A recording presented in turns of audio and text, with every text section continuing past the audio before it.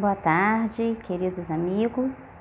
São 15 horas e vamos dar início à nossa reunião pública da tarde de hoje. Sejam todos bem-vindos e pedimos que se inscrevam em nosso canal do YouTube, ativem o sininho para serem notificados e dê um joinha em nossos vídeos.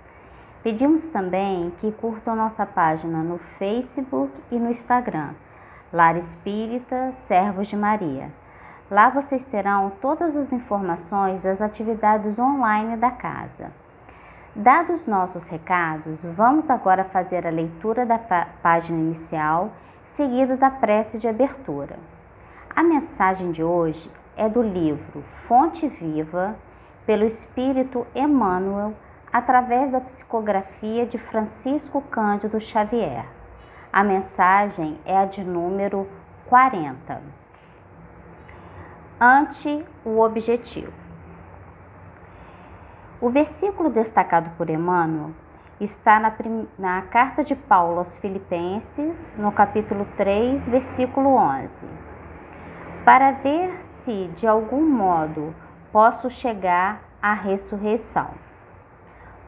Comenta Emmanuel: alcançaremos o alvo que mantemos em mira. O avarento sonha com tesouros amoedados e chega ao cofre forte. O malfeitor comumente ocupa largo tempo planificando a ação perturbadora e comete o delito.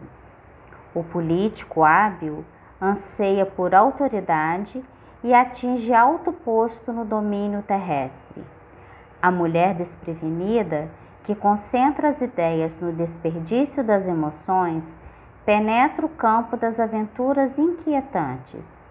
E cada meta a que nos propomos tem um preço respectivo. O usuário, para amealhar o dinheiro, quase sempre perde a paz. O delinquente, para efetuar a falta que delineia, avilta o nome. O oportunista, para conseguir o lugar de mando, muitas vezes desfigura o caráter. A mulher desajuizada, para alcançar fantasiosos prazeres, abdica habitualmente o direito de ser feliz. Se impostos tão pesados são exigidos na terra aos que perseguem resultados puramente inferiores, que tributos pagará o espírito que se candidata à glória na vida eterna? O Mestre na cruz é a resposta para todos os que procuram a sublimidade da ressurreição. Contemplando esse alvo, soube Paulo buscá-lo através de incompreensões, açoites, aflições e pedradas, servindo constantemente em nome do Senhor. Se desejas, por tua vez, chegar ao mesmo destino, centralizas as aspirações no objetivo santificante e segue com valoroso esforço na conquista do eterno prêmio. Vamos orar? Deus, nosso Pai de infinita bondade, Maria, nossa Mãe protetora, querido Mestre Jesus, obrigada por mais um dia, obrigada pela oportunidade dessa reencarnação, obrigada por estarmos tendo essa oportunidade de estudarmos seus ensinamentos através dessa doutrina que tanto nos consola e nos esclarece. Pedimos, Senhor, que abençoe cada um de nós, assim como também nossas famílias e também, igualmente, todos os nossos irmãos de humanidade, encarnados e desencarnados, em especial, Pai, por aqueles que estejam em qualquer tipo de sofrimento. Pedimos pelo Lar Espírita Servos de Maria, assim como pela nossa irmã Jacira, que conduzirá o estudo da tarde. Sob sua proteção, damos início à nossa atividade de hoje. Se conosco, Pai, hoje e sempre, graças a Deus.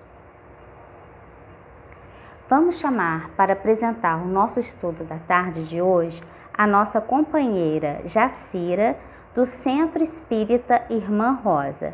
Seja muito bem-vinda, Jacira.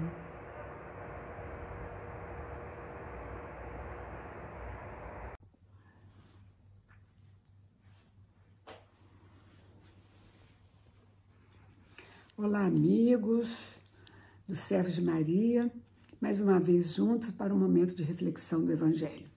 O tema de hoje é a caridade moral e a caridade material, incluídos no capítulo 13 do Evangelho segundo o Espiritismo.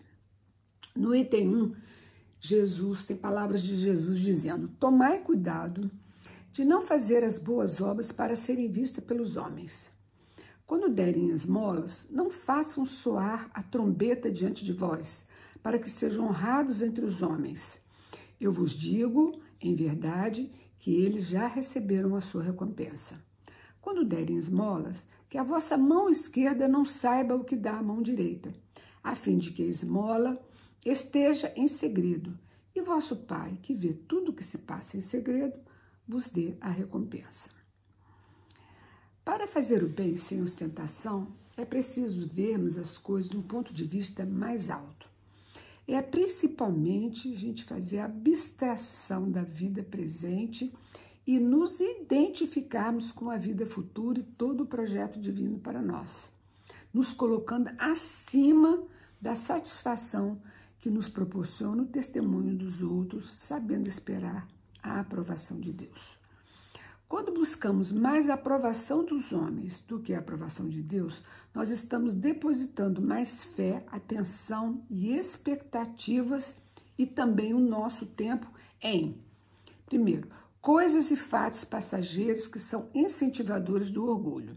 Segundo, estamos mais atentos nas circunstâncias da vida presente que nos trazem retorno imediato mais do que em Deus e nas possibilidades que Ele nos sugere para o nosso futuro. No ato da caridade, é necessário que o foco seja o bem do outro. Este foco é que nos conecta, com Deus. A recompensa virá sempre através de alívio das nossas pressões internas, do fortalecimento das nossas disposições e também de um indescritível bem-estar. Quando Jesus disse, eles já receberam a sua recompensa, é porque o foco daqueles que desejavam serem vistos, o anseio principal da sua ação, eles já receberam. Era o que eles desejavam, era serem vistos. E isso já aconteceu, então eles já obteram a sua recompensa, e é isso que eles terão, porque receberam exatamente o que buscaram, diz o Evangelho. O conceito da caridade está bem definida nas questões 886 e 88A do Livro dos Espíritos.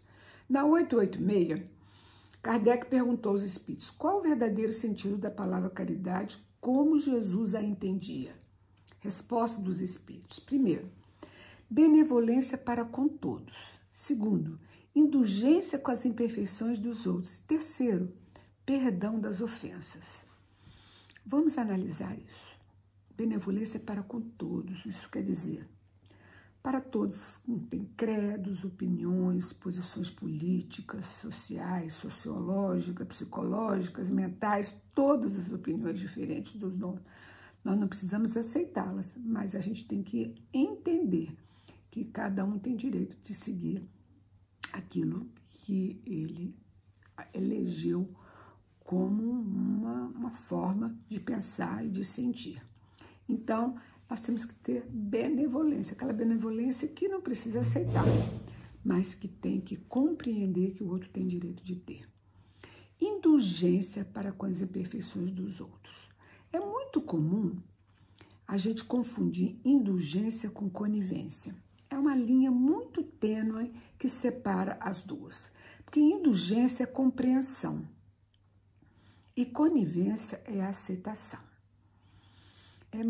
É completamente diferente. Mas no dia a dia, nas injunções das relações, nós somos chamados a, às vezes, concordância, que é uma compreensão, um entendimento, que às vezes é conivência. Então, nós precisamos estar muito atentos, porque isso é muito sutil, né? É ilusão a gente querer mudar o outro, né? Também, em nome de indulgência, nós devemos ajudar o outro sem aceitar os seus erros.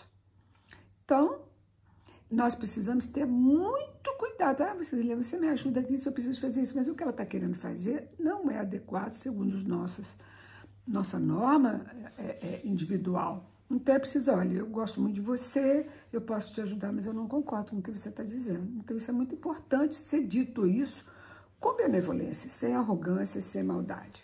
Então, é importante a gente escrever isso, né? Indulgência não é aceitação e nem adesão àquilo que o outro está fazendo.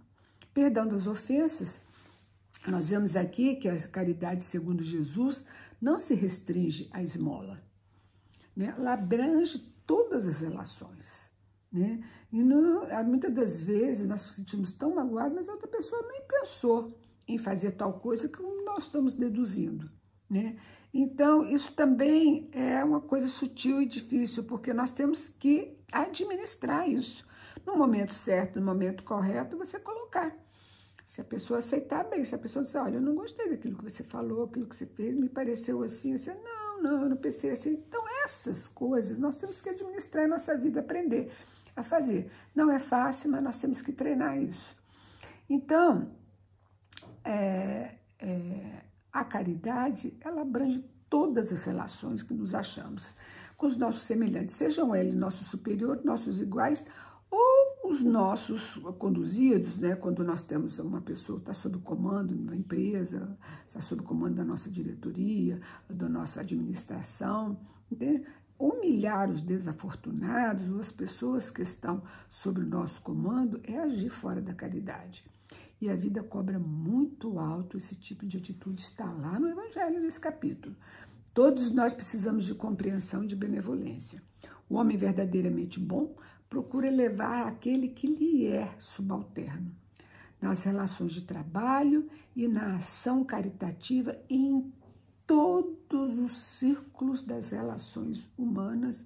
É preciso que a benevolência esteja junto com a verdade, porque a verdade, ela jogada, ela é como uma pedra que fere. Então, a gente adornar aquelas palavras que podem ser ditas de uma maneira mais sutil, de uma maneira mais agradável. Na questão 88A, a Kardec pergunta, a esmola é reprovável? E a resposta veio do Espírito São Vicente de Paulo.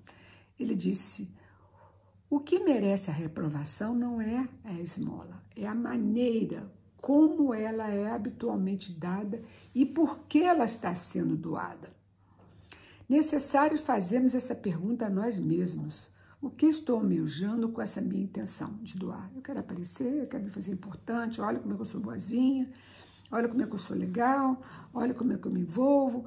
Qual é o meu vetor íntimo? O que os outros pensam não importa. Importa o meu estado íntimo com relação àquele momento de trabalho de caridade, ou aquela ação. Então, o homem de bem que compreende a caridade, ela vai ao encontro do necessitado sem esperar que ele se estenda a mão, sem precisar se organizar muito, sem estender muita gente, ele vai lá e ajuda, e ampara. É um trabalho intencionalmente íntimo. Então, a verdadeira caridade, ela é sempre bondosa e benévola. A caridade feita com delicadeza, ela tem duplo valor. Se for feita com altivez, ela pode ser que a necessidade obrigue aquela pessoa necessitada a aceitá-la, mas o seu coração não se comoverá. E aí nós perdemos uma grande chance numa ação realizadora, porque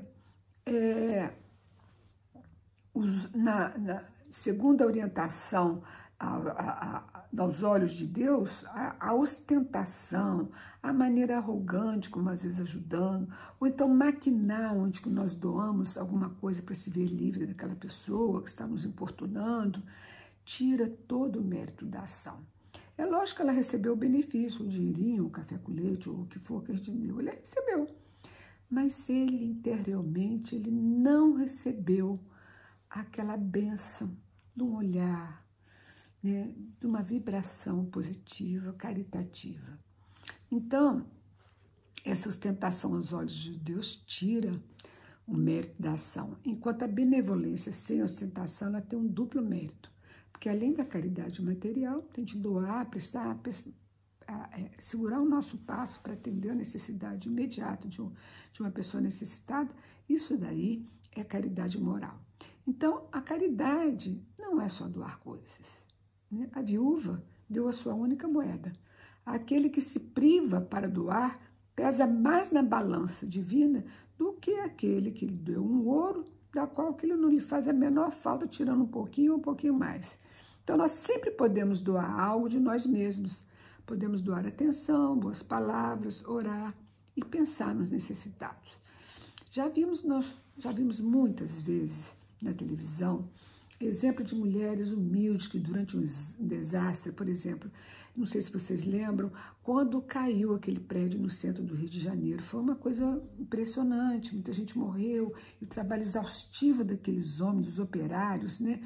Ali cavando, tirando, a pressão da população, porque tinham parentes ali e tal.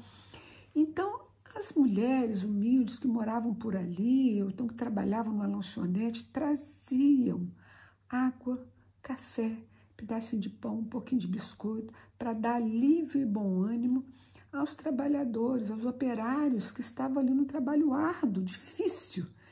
E a partir daquele momento, houve uma harmonia no ambiente, tudo começou a ficar melhor, menos tenso, e inclusive despertou nas outras pessoas que estavam acompanhando, em vez da angústia, o horror, a vontade de ajudar, de doar. Uns trouxeram toalhas úmidas para limpar o rosto dos operários, aliviando do calor, da poeira.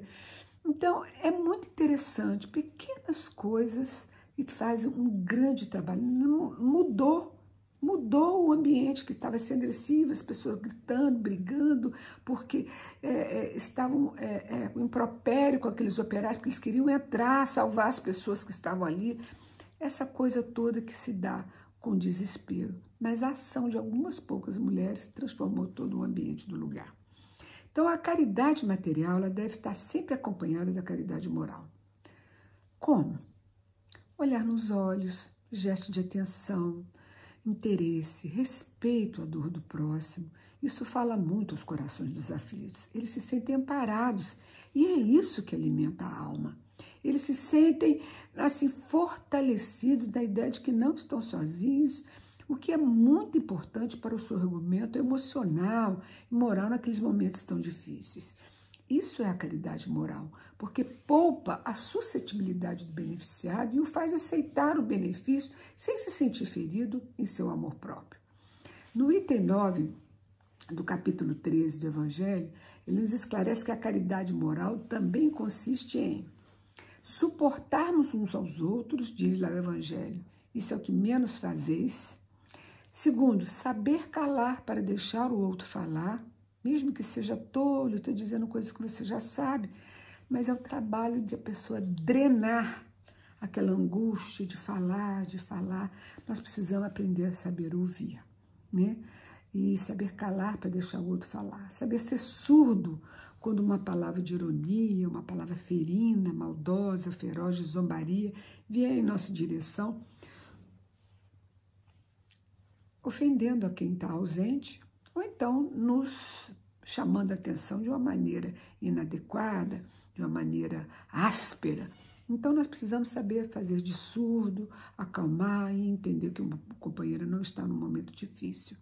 Então, não vê o sorriso de desdém quando nós entramos, de alguém que não gosta de nós. Por fim, não anotar os erros dos outros, nem desprezá-los.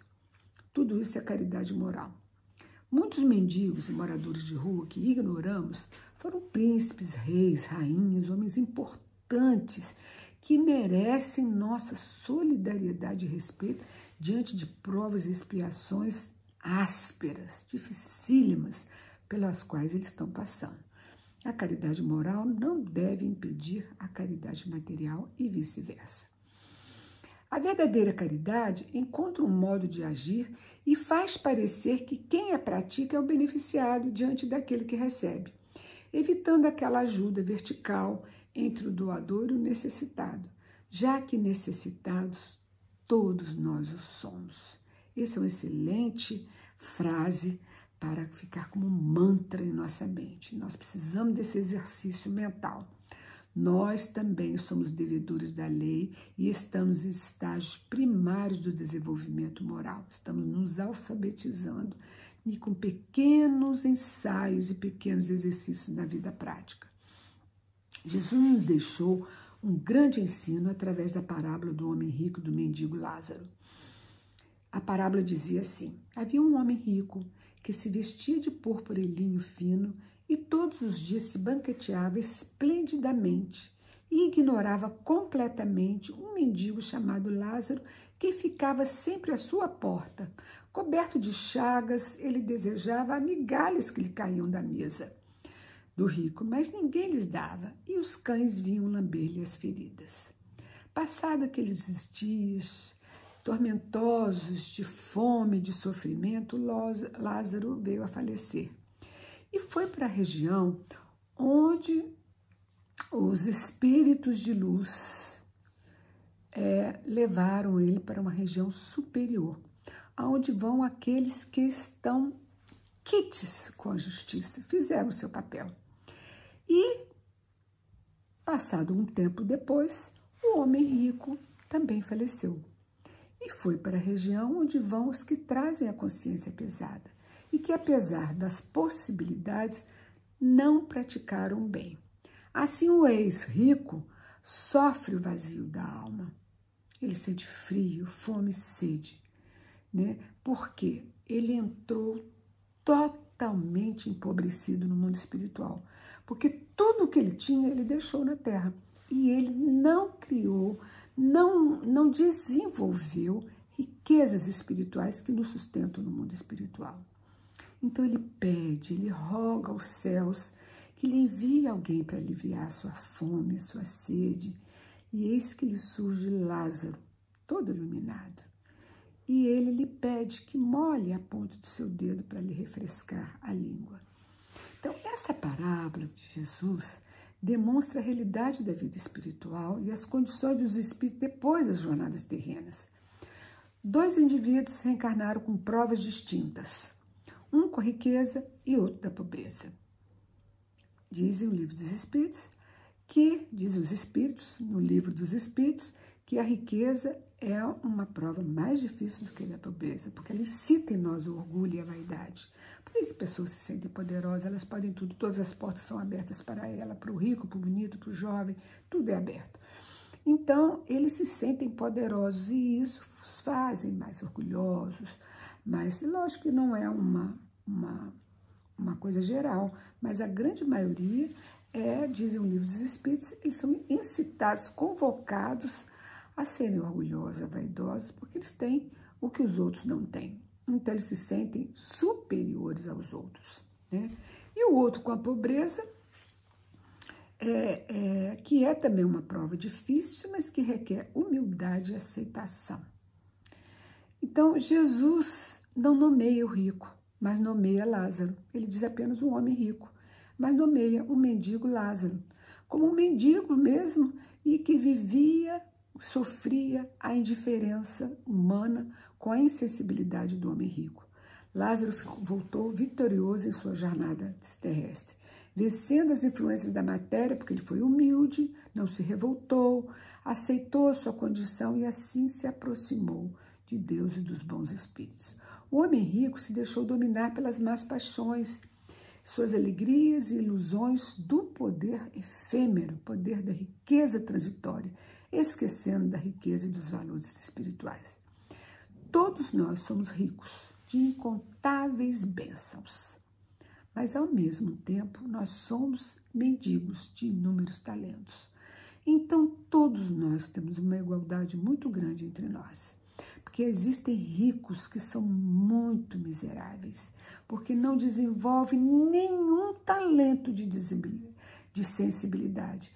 E existem mendigos riquíssimos de ideias, são filósofos, dizem coisas impressionantes do que aprenderam e aquilataram naquela vida difícil de aprender a se calar e a entender os processos em que eles estavam vivendo. Então, identificar as bênçãos e os talentos que possuímos para dividi-lo entre os que não possuem, usando-os como oportunidade generosa a todos que precisam em torno de nós, né, em nossas portas, à espera de migalha, de nossa atenção, no nosso caminho, rogando com um olhar de súplica alguma ajuda, né, tudo isso é caridade. Quando nós sabemos identificar essas oportunidades. Então, não percamos tempo. As oportunidades de servir, especialmente diante daqueles que estão no nosso caminho. Estão no nosso caminho, é nosso. Nós temos, assim, o dever e a obrigação de atender dentro das nossas reais possibilidades.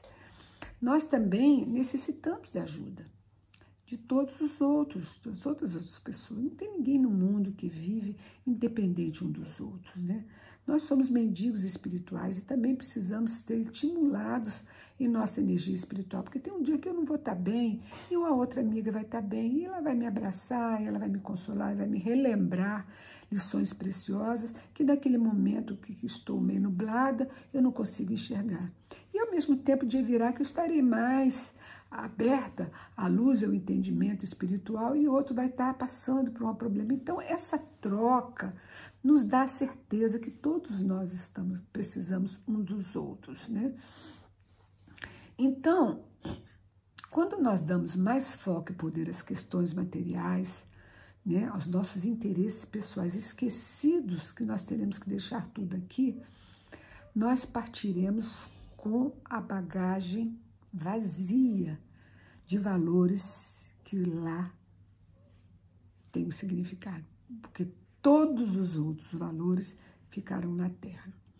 Os Espíritos esclarecem que não basta não fazer o mal, é importante fazer o bem, porque às vezes a gente diz assim, poxa, mas eu não faço mal a ninguém, por que eu estou passando por isso? Eu não faço mal a ninguém, eu nunca fiz nada mal a ninguém. Sim, mas também não fez o bem. Então, não fazer o bem que nós já podemos fazer já é um grande mal. Está lá no Livro dos Espíritos. Então, silenciosamente, Deus nos encaminha pessoas e situações para ajudarmos. Estejamos atentos aos sinais da vida e os recadinhos que Deus nos envia todos os dias. E vamos avançando aos poucos, sem medo, pelas sendas do amor, no exercício da caridade. Nem sempre nós vamos acertar, faz parte do processo e a gente aprender com os nossos erros também, porque eles são grandes lições. A próxima vez nós vamos fazendo cada vez melhor. E é assim, né? Então, nós vamos, nesse processo, adquirindo talentos e riquezas que nem a traça, nem a ferrugem consome e nem os ladrões podem roubar. É essa a riqueza que nós devemos almejar. Deus, sendo a presença única, total, pulsante, sendo o poder real, permanente e inigualável, ele atua sem cessar constantemente.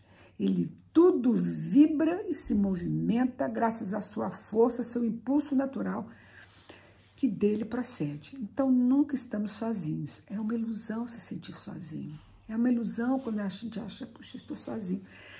Mas, a gente analisar a questão do fluxo mental, ele explica por que essa sensação de sozinho.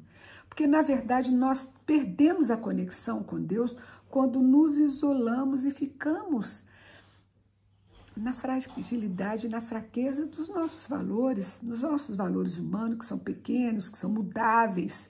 Toda hora vão mudar porque nós estamos em processo contínuo de evolução. Nesse momento, nós ficamos só porque nós perdemos a conexão com Deus. Deus está sempre presente em nós, mas nós, às vezes, perdemos a conexão. E o site de Deus está sempre no ar, nunca sai do ar. Então, basta a gente reconectar que imediatamente nós recebemos da fonte esse amor. Então, ele está aqui e agora nos sustentando e também está sustentando todos que estão nos presídios, nas ruas, nos albergues, todos sem distinção, sem diferença alguma. Então, Deus ama a flor, mas também ama a serpente, a quem ele também criou. Então, tem um caso que se passou com Chico Xavier, Quando ele esteve numa cidade do interior em São Paulo, ele chegou um pouquinho mais cedo. E chegamos lá, ele encontrou autoridades, banda de música, gente importante da cidade para recebê-lo. E Chico, com aquele jeito tão simples, falou assim: ô, seu prefeito, eu queria tanto fazer uma visita à cadeia pública antes do trabalho que nós viemos fazer aqui. E o prefeito levou um susto. Falou: mas cadeia pública? Tem tanto lugar para bonito, tem um parque que nós inauguramos, tem tanta coisa bonita. Não, eu queria ir na cadeia pública para conhecer lá como é que é. E aí, imediatamente, os assessores ligaram para a cadeia pública pedindo reforços, porque o Chico ia lá, não podia acontecer nada com o Chico e tal. Então, protelou um pouquinho e tal, a ida, mas ele foi. Chegando lá, ele se dirigiu à direção, né, com todo o aparato que estava em volta dele, e ele perguntou para o diretor do presídio: aqui, quantos nós somos no presídio? E todo mundo riu, porque ele se incluiu no número. Quantos nós somos aqui no presídio? Ele se incluiu e todo mundo riu. Eu falei: mas Chico, você se incluiu, você é uma pessoa notória, do bem, caridade. Aqui tem gente que ainda está no caminho do mal e tal, não sei o quê. Você não pode se juntar, aquelas coisas, né? E todo mundo comentando e rindo. Ele disse: ah, meu amigo, nós temos aprendido muito com Emmanuel. Nós estamos fazendo um trabalho no mundo espiritual com espíritos que estão recém-vindos da Terra e viveram muito na criminalidade. Estamos fazendo um trabalho e é um dia muito curioso de ver o sofrimento e a dor deles. Perguntamos: o que é ser um criminoso, Emmanuel? Como é isso? O que é ser um criminoso? E ele respondeu: criminoso é qualquer um de nós que foi descoberto. Então, amigos, nós todos somos devedores da lei de Deus. Então, essa frase do Chico eu nunca mais esqueci, porque é assim que nós temos que entender, não há diferença entre nós, para a gente entender que todos nós estamos amparados por Deus, mas todos nós estamos matriculados na Terra, que é uma escola de expiação de prova, que ao mesmo tempo é uma escola, é um presídio, é um hospital, é um processo de aprendizado onde nós estamos aqui para disciplinar e educar os nossos impulsos. E a melhor maneira de fazer isso é praticando a caridade. Então, todos nós estamos mergulhados nesse amor do divino, e esse amor de Deus não violenta ninguém. Ele trabalha em silêncio para a humanidade inteira. Muitas das vezes as pessoas perguntam assim: puxa, como é que Deus não deixa o mal correr? Não, ele não deixa. Foi a opção das pessoas. Ele respeita as opções, mas ele induz e conduz para que a pessoa, por si mesma, acorde um dia. Ele não tem pressa, ele sabe que o objetivo nosso é a evolução e que nós chegaremos lá. Então, todos estamos mergulhados nesse amor divino que não nos violenta, ele nos conduz. Ele permite que a gente desperte por conta própria. Então, em nome deste amor infinito, Deus determina que estejamos sob a lei da responsabilidade, né? Amando-nos, ele permite e quer que nós perlustremos os caminhos sem prazo, concedendo-nos a eternidade para a gente adotar o caminho do bem, que é regra imutável de Deus. Perlustrar, eu adorei essa palavra. Perlustrar não é só caminhar. Perlustrar é caminhar observando, analisando, aprendendo, errando e acertando e, sobretudo, aprendendo com os nossos erros. Então, ele permite e quer que nós perlustremos sem prazo os caminhos, nos concedendo a eternidade, para a gente adotar o caminho do bem, que é regra imutável de Deus. O cronograma de Jesus já nos mostrou o caminho. Fazer aos outros o que gostaríamos que os outros nos fizessem. Porque não há dois pesos e duas medidas. O que nós gostamos e queremos para nós é o que nós devemos querer e gostar e fazer para o outro. Para praticarmos a caridade material e moral, nós precisamos estar num clima de amor, que nos conecta com essa fonte divina e soberana, né? Que é Deus, todo amor. E é por isso que nós oramos a cada início e final de todas as nossas atividades. Mas é preciso entender que a prece não é um valor de troca, né? O bem, principalmente, também não é. O amor não se compra, não é moeda de troca. E não é só pedir para a gente conquistá-lo. O amor é um trabalho de construção. Ele precisa ser planejado, construído com atenção nos detalhes, monitorando para nos adequarmos às leis de manutenção, né? Edificando devagarinho o amor, corrigindo, melhorando, nós vamos errar muitas vezes, né? Até a gente ter conhecimento e estrutura interior para cada vez errar menos. E para isso nós precisamos consultar a um modelo ou a um protótipo que nós já temos. A humanidade já tem um modelo e guia, né? A nossa grande dificuldade é que queremos construir um modelo de amor baseado no nosso querer humano. Esse que é o nosso problema. Esquecidos que o nosso modelo e guia, né, que Deus nos enviou como mestre para nos ensinar, ele já nos deu o caminho. Ele já nos deu o caminho. E não há nenhum ser humano capaz de expressar o amor puro. Então, como é que nós vamos fazer para edificar esse amor? Né? Quando perguntaram a Auguste Rodin, né, o eminente escultor francês, como é que ele fez aquela famosa estátua do pensador, como é que ele conseguiu esculpir tantos detalhes dos músculos, da face, das mãos, né? Aquela estátua linda, como é que ele tirou aquilo de uma rocha? Ele respondeu serenamente, ele já estava ali, eu apenas retirei o excesso. Essa é a perspectiva. O amor que nós precisamos edificar já está dentro de nós somos filhos de Deus, temos o DNA dele ali cravado, marcado. Então, já está dentro de nós.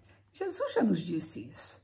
Então, nós precisamos retirar as lascas do egoísmo, do ciúme, da inveja, do apego, da vaidade, do orgulho, para que a nossa essência possa surgir. Fora da caridade, nossa salvação se apoia sobre um princípio universal, que abre a todos os filhos de Deus o acesso à felicidade suprema. Para Deus, não importa se somos budistas, muçulmanas, judeus, católicos, bandistas ou espíritas. Para Deus o que importa é o que somos, o que estamos fazendo e vivenciando com aquilo que nós estamos aprendendo ou pregamos.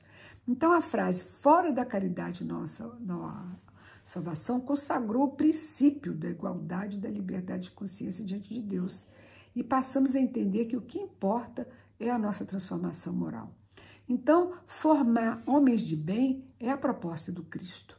Foi isso que ele fez falando com as mulheres em público, numa época em que nem os maridos, os irmãos, né, ou a figura paterna podiam lhes dirigir a palavra em público. Jesus conversava com todos, com fariseus, escribas, saduceus, essênios, publicanos, com todos que eram taxados e discriminados, de doentes, né, de todos os tipos, e com todos aqueles que eram chamados e taxados de pecadores. E ele jamais estabeleceu diferença no trato para qualquer um deles. Sua palavra era de acolhimento amoroso e incondicional. Então, a caridade é a maior expressão do amor. Caros amigos, fazer parte do processo de construção de novos hábitos é um processo de eternidade. Nós estamos no começo. Desanimar um pouquinho é natural, quando a gente cansa, a gente se pega em erro. É normal, natural, é humano, mas que isso não nos derrube para sempre. Vamos levantar, nós precisamos sacudir o desânimo, né, para que ele não tome conta de nós e fazer disso um adubo que nos fortaleça para que a gente não erre mais. Então vamos andar um passo de cada vez, mas sem desistir. Assim nós vamos devagarzinho, saindo do pedacinho de chão ou de valores onde pisamos antes. Então vamos caminhar devagar, melhorando nossos pensamentos, sentimentos e ações. Não importa a velocidade deles, importa a constância do bem de cada dia. Essa é a nossa tarefa e o objetivo maior de nossas vidas. Que Jesus nos abençoe a todos. Te agradecemos, Jacira, por suas palavras. E nesse momento, meus irmãos, vamos fechar os nossos olhos e elevar os nossos pensamentos ao nosso Pai amado. Querido Mestre Jesus, te agradecemos por mais esse momento. Que saibamos olhar para dentro de cada um de nós, com a certeza que seus ensinamentos são nossa força e nossa luz. Obrigada, Senhor, mais uma vez, por essa doutrina que tanto nos consola, que tanto nos alivia de nossas dores diárias. Que lembremos, Pai, sempre do poder da prece para nos fortalecer. Pedimos, Senhor, que abençoe o nosso anjo guardião. E obrigada, Senhor, por tudo. Fique conosco, Pai, hoje e sempre. Graças a Deus.